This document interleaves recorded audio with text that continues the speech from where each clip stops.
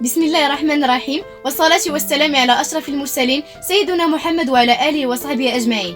أما بعد، إلي شرف وحماس للمشاركة في المسابقة التي تحمل اسم أفضل قصة قصيرة لمبدع الغد، التي نظمها رابطة كاتبة المغرب فرجتك أيتباها بتنسيق وبشراكة مع المديرية الجهوية لثقافة سوس مسا. أتقدم بكل شكر وامتنان لجميع من سهر ومن ساهم في نجاح هذه المسابقة في كل مراحلها. وأما فيما يخص مشاركتي في المسابقة وفي القصة فعنوانها طفولتي البريئة، وسأتقاسم معكم بضعة أسطر منها.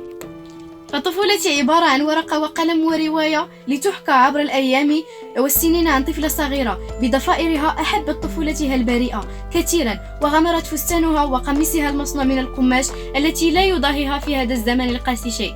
كم كانت طفولتي سعيدة، وكم كانت أيامها لا تعوض مهما مررت من مواقف مؤلمة، فلن تضاهي ما كنا نشعر به من أحاسيس. كبرت وما زلت أبحث عن الأمان، عن الصدق، عن الوفاء، عن قلوب صافية كقلوب الأطفال، قلوب صادقة لا تعرف الحقد والكره والخيانة والغدر، قلوب بريئة طاهرة نقية. نعم، كبرت لكنني ما زلت أعشق الطفولة.